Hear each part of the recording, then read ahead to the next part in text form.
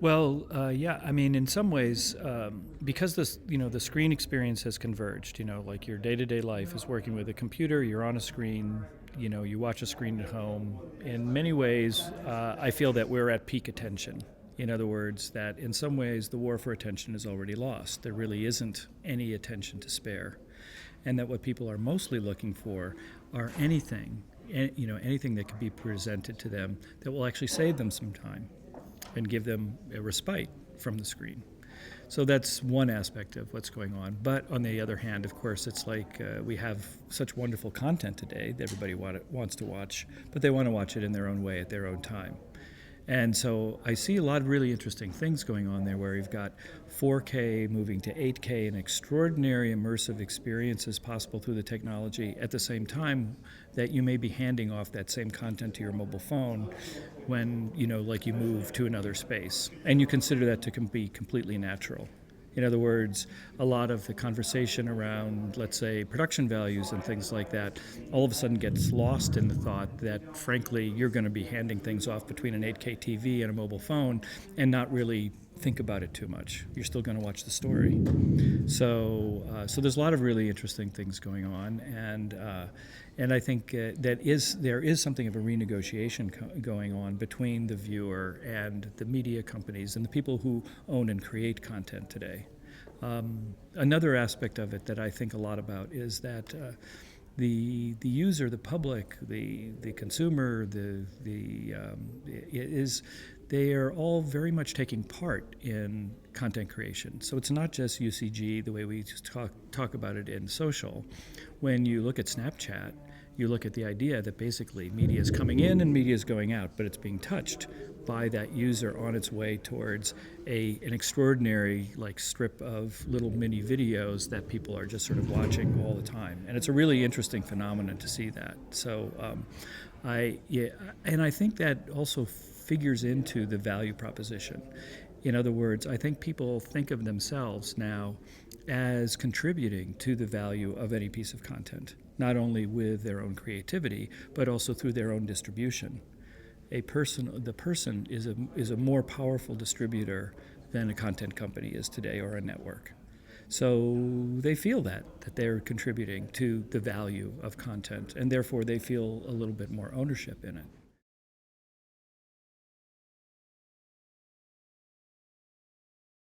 Strong, very, very strong thing. And it was an interesting fact. Somebody just read to me a fact today. I'm not sure if it's true, that the amount of money that'll go through crowdfunding this year will be greater than go through venture capitalists. So the concept of people participating in the creation and in the value creation of media and storytelling is, I think, very, very great. And then secondly, from an advertising perspective, I think what's important is that balance between where can I personally get some efficiency out of marketing? I want a brand relationship, but I want to make sure that it's very useful. I don't want to. I think that's sort of the renegotiation around ad loads is about my time and what it's worth. Not that I don't want to have a conversation with you, but I want it to be, I want it to be useful. And I think that's going to lead to the sort of counterintuitive idea that eventually a lot of marketing will not even be seen by humans. I think that basically we will be using automated intelligences to actually preview a lot of marketing messaging before we actually engage with it. I think it's inevitable. When you see the kinds of things that the really large companies like a Facebook are creating, like a bot, and then you realize that the mobile phone today has as much computing power as the ship that landed on the moon, there's every reason to believe that the kind of power that any marketing or media company has today will probably migrate to my personal device, and I will then control, through the same technologies, I'll control access to my time.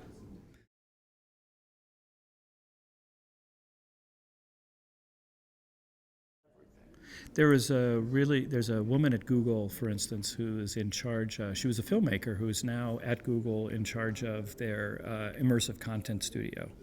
And she was talking about how she needed to completely relearn her understanding of what, let's say, narrative arc and all of that sort of thing. And she'd come up with kind of a brilliant model. It's very much a prototype, but of sort of concentric circles with gateways between them. Because immersive media and VR is going to be much more of a choose-your-own-adventure sort of situation. It almost has to be. They're already having a lot of trouble with people in VR environments that they can't get them to follow a path. So it's really, people get totally entranced with the world that they're looking at, that they're supposed to go over there, but they don't. Or people who are doing, game world tourism and all this kind of stuff, where they don't play the game; they're just there to see the sights. So there's, I think there's really amazing creative possibilities, but they're really different from what we've been used to, and I think it's going to have a lot more with the user, the consumer, really, designing their own adventure through those things. So that's what I've been thinking about a lot.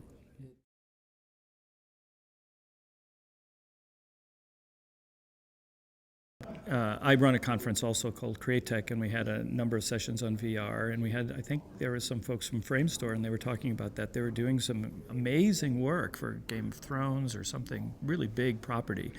And they tried everything, but they had created such a beautiful world that they literally couldn't get them to turn around, and at least not reliably. And all of a sudden, as a filmmaker or storyteller, you're going, what am I going to do? So it'll be fascinating to come up, like right now it's just it's learning and experimenting. It's not that it's impossible, it's just that we don't know everything that we need to know yet, so.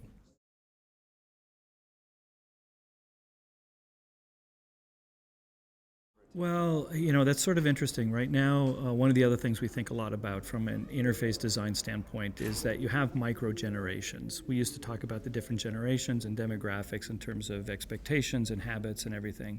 But now an 18-year-old is different from a 28-year-old, and they're different from a 10-year-old. And now, of course, people are buying things like Amazon Echo and things. And now you have 2- and 3-year-olds who don't even think of screens as the first choice for interacting with anything. They just think they need to talk to the room. So there's already a micro-generational split between, let's say, a 7 or 8 or 10-year-old and a 3-year-old. So it's going to be really interesting to see, how that all plays out. And but one of the things that I was really fascinated with at CES, there was a lot of stuff on VR, and they were talking a lot about how the two missing elements in a lot of the VR thinking was that you really need to be able to manipulate things in the world. You need to have hand controllers. And then secondly, that it needs to be social for it to really take off. And where they seem to be having the most success, really interesting success, is with children in educational situations. So and not so much that that's going to be the most wonderful content ever, but that you'll have kids who are dealing sort of like this gateway through augmented reality into an immersive experience in VR, all in the context of a educational curriculum, learning something, interacting with something.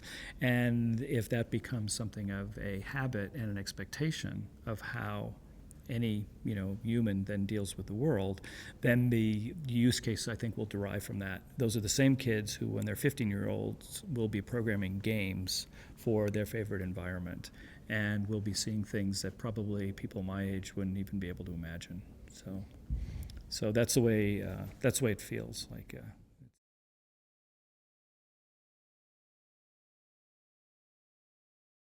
No, I don't think so. There'd just be lots of different. There's so many different. The thing about VR, for instance, which is so fascinating, is that it's so rich in terms of its application. If you only thought of it as like an IMAX in a box or something like that, then it wouldn't be, I think, as powerful as it is. But as it is, because you're really immersing somebody in a world, the applications are so vast. Like in the military, they've been using VR for over 20 years, especially with PTSD folks, and it's really kind of scary to think about how they actually put people back into that world to deal with that situation. But psychologically, it tends to work. And I mean, it really does help getting guys who are over in Iraq or Afghanistan be able to talk about their experiences. So there's some astonishing psychological things about that. One of the things that I've been thinking a lot about, this is maybe a little esoteric, it's just that once you are able to live in a fantasy world, then a lot of the things that we think about in society that we're going through right now, let's say around gender relations and things like that, what happens if somebody misbehaves? What's the ethics of misbehaving, for instance, in a fantasy world? Is it a private experience or is it not a private experience? Is it, does that affect your brain in some way? In other words, that it should be, regulated, or is it going to be okay? And if you read a lot of science fiction, you know that people have explored all of these situations, like with holodecks and all these sorts of things. But who knows? Now that it's actually close, is that going to work? What's that going to mean are people going to spend a lot of time in this world? Somebody sort of the big joke, I guess, in the VR world right now is the idea that somebody will create the VR experience of taking off the headset. In other words, you think you took it off, right, and then you're, right.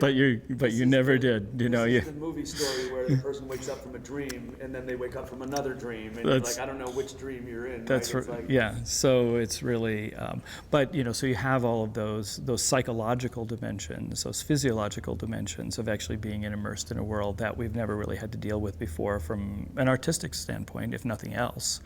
And then, so there's really, there's many, many rich dimensions that we're all going to be, exploring with all of this. In the meantime, it's all about frame rate and how big the headset is and how much time you really want to keep it on your head and, things of that nature. It was funny to talk to some designers who were talking about how your height makes a difference.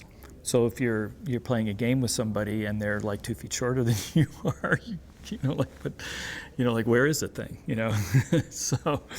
So if you can reach into a world that you're sharing with somebody else and you can expand it and make it larger, do they see it as larger, or what just happened? So there's just fascinating things.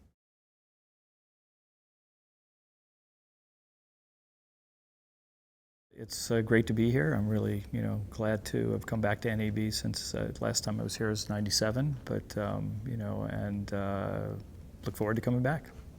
Great.